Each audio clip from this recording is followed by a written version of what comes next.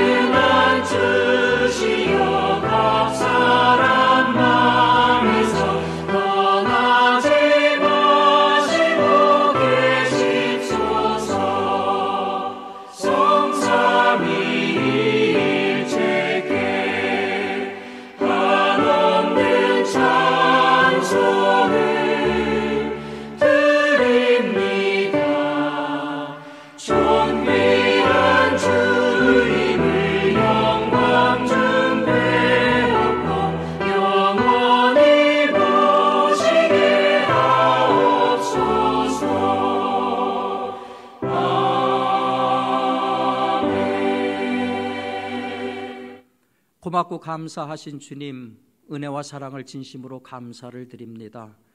간밤에도 우리에게 편한 잠을 허락하여 주옵시고 새날과 아울러 기구 동작할 수 있는 새 힘과 새 생명 허락해 주심을 감사를 드립니다. 주님께서 선물로 주신 이 귀한 날, 그 첫 시간을 말씀과 기도로 시작하려고 하는 당신의 귀한 권속들에게 오늘 하루도 영혼이 잘된 같이 범사가 잘되게 하시고 건강이 넘치는 귀한 날이 되게 인도하여 주시옵소서. 우리 성도님들 오늘 어디에서 무엇을 하든지 생각하는 것이나 말하는 것이나 행동하는 그 모든 것들이 하나님의 영광을 위한 것 되게 하시고 세상을 향해서는 빛과 소금의 역할을 잘 감당하는 귀한 날이 되게 도와 주시옵소서. 신령과 진정으로 예배하는 이 시간 성삼위 하나님께서 우리 가운데 함께하여 주시사 하나님 앞에 영광이 들려지고 우리에게 은혜와 기쁨의 시간이 되도록 인도하여 주시옵소서. 우리 구주 예수 그리스도의 귀하신 이름으로 기도드리옵나이다. 아멘. 오늘 우리에게 주시는 하나님 말씀은 사도행전 4장 32절에서 35절까지에 있는 말씀입니다.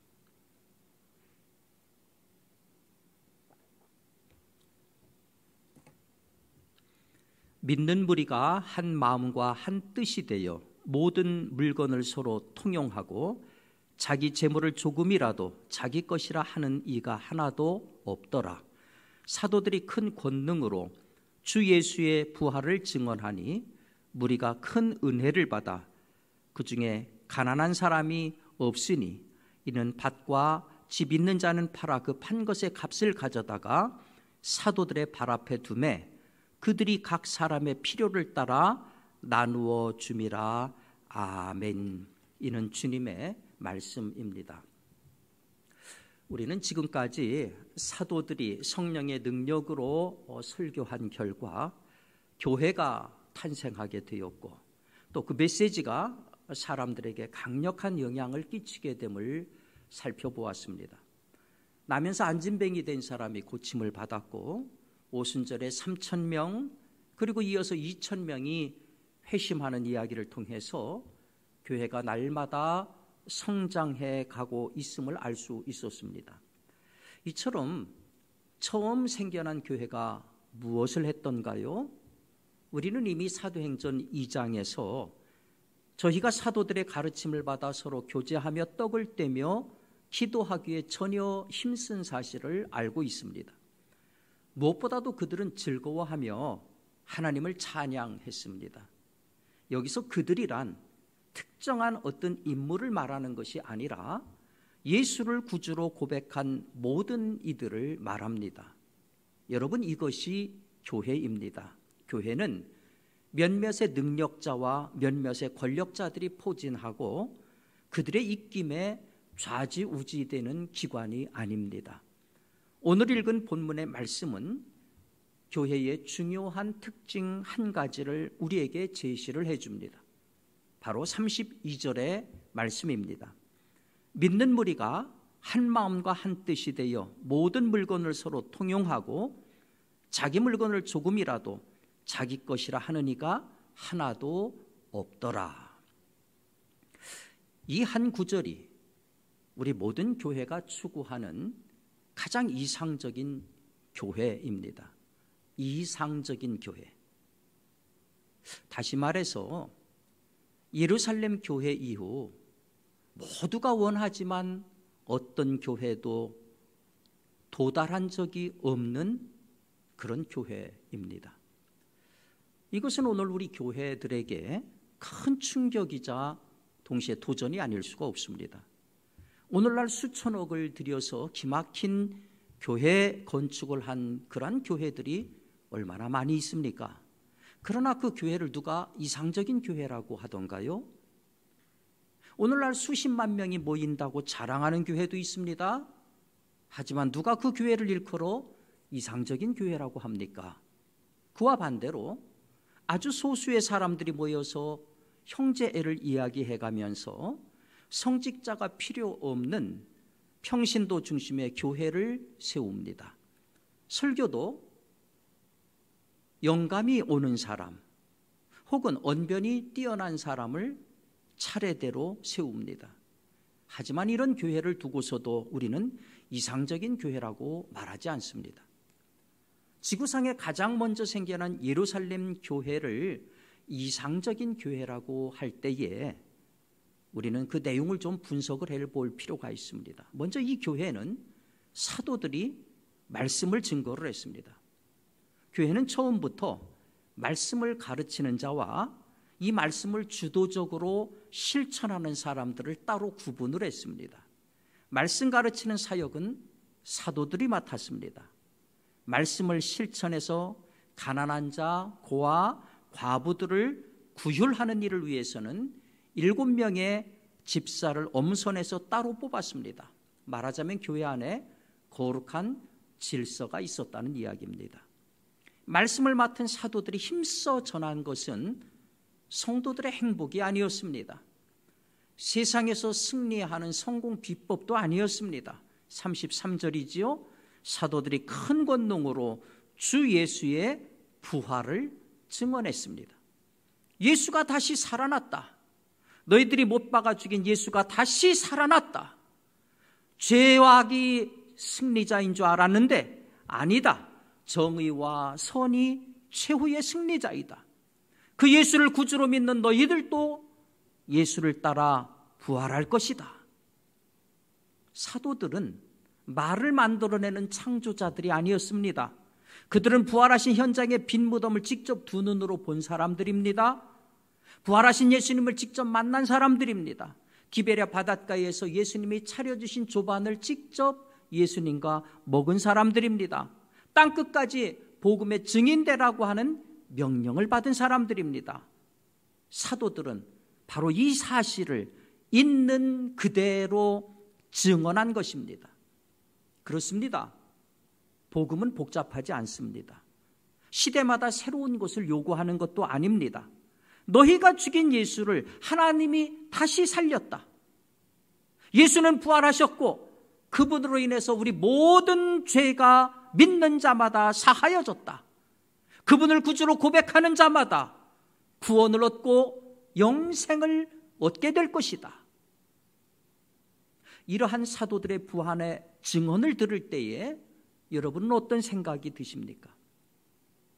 아마 이런 말씀을 전하는 저 자신이 사도들의 증언을 받아서 다시 전하는, 다시 말해서 예수님을 직접 보고 예수님하고 같이 생활하고 한 그러한 사도들이 아니었기 때문에, 사도들의 말을 전하는 간접적인 증언자이기 때문에 아마 조금 감이 떨어지는 것은 분명할 겁니다. 그래서 큰 감동이 없을 수도 있어요. 하지만 성경은 사도들이 예수님의 부활을 증언했을 때 그것을 듣는 무리들이 큰 은혜를 받았다라고 전합니다. 큰 은혜를 받았다. 우리가 많이 듣고 쓰는 단어 가운데 하나가 은혜입니다. 그런데 여러분, 은혜가 뭡니까? 어떤 분은 설교를 듣고 마음이 흡족한 상태를 은혜를 받았다 얘기합니다. 때로 부흥에 참석해서 부흥 강사의 설교와 찬양과 그리고 통성기도 그 분위기에 흥분해서 감정이 복받치고 눈물 흘리는 것을 은혜 받았다 이렇게도 얘기합니다. 물론 그런 현상들도 광범위하게 보면은 은혜를 받았다고 해석할 수도 있을 거예요. 하지만 진정한 의미에서 은혜 받았다고 하는 말은 내용이 조금 다릅니다. 진정한 의미에서 은혜라고 하는 것은 그리스도 안에서 인간을 구원하시는 하나님의 자비를 은혜라고 합니다. 사도 바울은 죄인들이 그리스도 예수 안에서 얻는 구원으로 말미암아 하나님의 은혜로 값없이 의롭다는 선고를 받았다고 함으로써 은혜를 하나님의 선물이라 이렇게 선언하고 있습니다. 그것은 행위가 아니라 오직 믿음으로 구원을 얻는다는 바울의 신앙관의 기초이기도 합니다. 중요한 것은 이 은혜가 어떤 감정의 차원에서 그치는 것이 아니라 전인적인 변화를 일으켜서 사역을 위한 특별한 힘으로 주어진다는 것입니다. 헬라어로는 은혜를 가리키는 단어가 두 가지가 있는데 카리스와 카리스마가 그것입니다. 그런데 이 두 가지 단어는 신약 성경에서 사용될 땐 모두 사역을 위한 특별한 신적인 능력을 부여할 때 언급되고 있습니다. 따라서 은혜라고 하는 것은 은사의 형태로 그리스도인들에게 주어지고 그걸 가지고 교회를 교화하고 하나님의 선하심과 돌보심을 매개하는 행동으로 그렇게 쓰여지게 됩니다. 여러분, 예루살렘 교회도 보십시오. 이들이 은혜 받으니까 모두 한 마음과 한 뜻이 됩니다. 한 뜻, 이렇게 번역된 헬라어가 푸스케입니다. 우리 성경 각주에도 영혼이라고 그렇게 번역돼서 나와 있지요. 마음과 영혼이 하나가 되었다. 다시 말해 모든 성도들이 그리스도를 머리로 해서 전인격적인 일치를 이루었다는 얘기입니다. 사도 바울은 에베소서 4장 3절에서 성령이 하나 되게 하신 것을 힘써 지키라 이렇게 권면하는데요. 예루살렘 성도들이 하나가 되는 것은 바로 성령의 하나 되게 하심 때문입니다. 다시 말해 성령 충만한 성령 공동체였다는 말입니다. 그렇게 마음과 영혼이 하나가 돼서 그러면 그들은 무엇을 했습니까? 다시 말해 그들이 받은 충만한 은혜를 어떻게 행동으로 연결을 했습니까?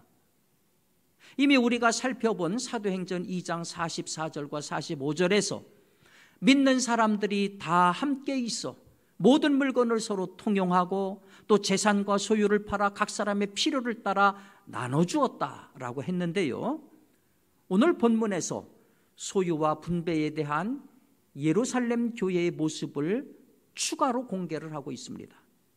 모든 물건을 서로 통용하고 자기 물건을 조금이라도 자기 것이라 하는 이가 하나도 없더라. 34절이지요. 그 중에 가난한 사람이 없으니 이는 밭과 집 있는 자는 팔아 그 판 것의 값을 가져다가 사도들의 발 앞에 두매 저희가 각 사람의 필요를 따라 나누어 줌이라. 이 본문에서 강조되고 있는 것은 초기 기독교 공동체 구성원들은 소유와 재산을 공동으로 이용하면서 더불어 살았다는 것입니다. 이러한 그 초대교회의 모습을 흉내낸 사람들이 적지 않습니다. 예를 들어서 자본론을 쓴 칼 막스는 아버지가 원래 유대인이었지만은 자신은 기독교로 개종해서 초대교인들처럼 자신의 재산을 주장하지 않고 각 사람의 필요에 따라서 배급하는 이상적인 세상을 꿈꾸었습니다. 이러한 막스의 사상을 레닌은 1917년에 불평등이 심화된 러시아에 적용해서 공산주의 혁명을 일으켰습니다. 스탈린은 인위적으로 이상적인 세상을 만들어 보겠다며 1800만 명을 숙청을 했습니다. 어떤 분들은 초대교회가 원시 공산사회였고 공산주의의 유물이라고 주장을 합니다. 그렇지 않습니다. 공산주의는 만물을 물질로 보는 막스의 유물사관을 바탕으로 하는 강제적인 유무상통을 시도했습니다. 반면에 초대교회는 철저한 단일신론에 입각해 성령의 감동하심을 근거로 자발적인 신앙을 토대로 이루어진 것입니다. 보세요. 초대교회가 재산과 소유를 팔아 필요한 사람들에게 나눠주는 행위는 필요한 경우 자의에 의한 것이었어요. 강제적인 것이 아니었고 또 누구나 다 동시에 다 하는 것도 아니었습니다. 또 모든 재산을 다 팔아서 그 판 사람이 가난하게 되는 것도 아니었고 한꺼번에 모든 재산을 처분한 것도 아니었어요. 단지 필요에 따라 곧 팔아야 할 필요가 생겼을 때에 자신의 소유를 팔아 도움이 필요한 사람에게 나누어 주었다는 점입니다. 이 모든 것이 기쁨에서 우러나오는 자발적인 행동이었습니다. 이러한 이웃에 대한 사랑, 인간에 대한 사랑이 낳은 결과가 무엇입니까? 교회 안에 가난한 사람이 없었다. 교회 안에 가난한 사람이 없었다. 여러분, 이게 얼마나 놀라운 이야기입니까? 이것은 당시 헬라 로마 세계에서는 도저히 상상할 수 없는 정말 아름다운 모습이었습니다. 나아가 오늘날 자본주의 체제하에 살고 있는 우리에게도 상상할 수 없는 놀라운 기적 그 자체입니다. 예루살렘 교회가 온 백성에게 칭송을 받았다라고 했는데 당연하지요. 이것은 무엇을 이야기합니까? 교회가 마가의 다락방에서 처음 시작할 때에 성령의 역사가 임했고 하나 되는 방언이 교회에 선물로 주어졌습니다. 다시 말해 교회가 이 땅에 세워진 이유가 바로 분열과 갈등을 극복하고 하나됨을 시도하라는 것입니다. 초대교회는 바로 이 교회에게 내려진 지상명령을 구체적으로 시행했는데 그것이 바로 교회 내에서 세상의 가치를 쫓아내는 일이었습니다. 그때나 지금이나 돈이라고 하는 것은 너무너무 중요한 요소입니다. 많은 사람에겐 피와 같고 목숨과도 같은 것입니다. 그런데 자기 재산을 팔아 그것을 사도들에게 갖다 주고 성도 가운데 필요한 사람이 필요한 만큼 갖다가 쓴다? 인류 역사상 이런 일은 없었습니다. 바로 교회가 처음 등장하면서 이런 일이 처음으로 일어났습니다. 다시 말해 교회는 세상의 가치가 죽는 세상 가치의 공동묘지라는 의미입니다. 한 마음과 한 뜻이 되어 재물을 나누어 가난한 사람이 없는 공동체. 그렇다면 거기에 평화와 사랑이 가득한 것은 당연하지요. 그런데 여러분, 이런 놀라운 일이 어떻게 가능하게 됐는지 다시 한번 살펴보십시오. 초대교회 성도들이 은혜 받은 결과입니다. 그 은혜는 어떻게 받았느냐? 바로 사도들의 말씀을 들을 때입니다. 그러면 사도들은 무슨 말씀을 전했느냐? 바로 죽은 예수가 다시 부활했다고 하는 부활의 메시지였습니다. 다시 말해 기독교가 이 땅에서 매우 독특한 모습을 보일 수 있었던 원인은 바로 예수님께서 죽은 자 가운데서 다시 살아나신 부활 사건이더란 것입니다. 다시 말해 부활 사건은 이들 초대교인들의 정체성을 말해주는 것입니다. 부활이란 단순히 예수 그리스도가 다시 살아나셨다는 사실로 그치는 것이 아닙니다.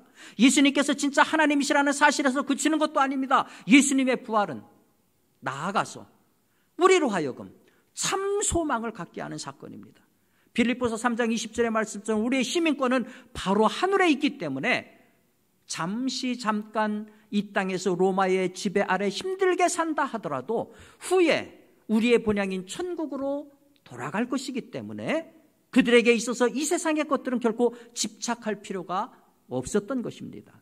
그들에게 있어서 이 세상의 모든 것들은 생명이나 재산이나 건강이나 모든 것들은 다 하나님이 허락하신 것으로 그분을 위해서 쓰면 된다 알고 있었습니다. 그렇기 때문에 이 세상의 것들에 결코 매여 살아가지 않았던 것이지요. 이런 믿음은 당연히 물질에 대한 초연함과 함께 사람들에 대한 동등한 사랑의 마음을 불러일으키기 마련입니다.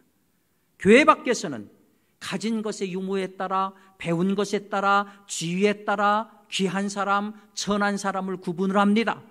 그러나 교회 안에 들어오는 순간 그 모든 차별과 구분은 사라지고 모두가 사랑하는 주님 앞에 형제, 자매가 되는 것입니다. 이 모든 사고의 전환이 바로 예수의 부활에 근거한 것입니다.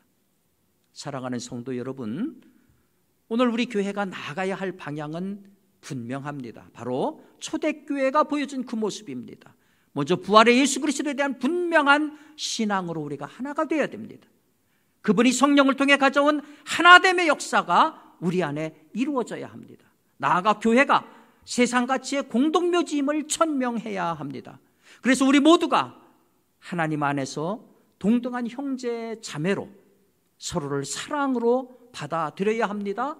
서로의 필요를 돌봐 주어야 합니다. 왜냐하면 우리는 예수 안에서 하나된 하늘 가족이기 때문입니다. 이 아름다운 공동체를 꿈꾸며 이루어가는 귀한 성도들 되시기를 주님의 이름으로 축원합니다. 주님께서 가르쳐 주신 기도로 새벽 예배를 마치도록 하겠습니다. 하늘에 계신 우리 아버지, 아버지의 이름을 거룩하게 하시며 아버지의 나라가 오게 하시며 아버지의 뜻이 하늘에서와 같이 땅에서도 이루어지게 하소서. 오늘 우리에게 일용할 양식을 주시고 우리가 우리에게 잘못한 사람을 용서하여 준 것 같이 우리 죄를 용서하여 주시고 우리를 시험에 빠지지 않게 하시고 악에서 구하소서. 나라와 권능과 영광이 영원히 아버지의 것입니다. 아멘.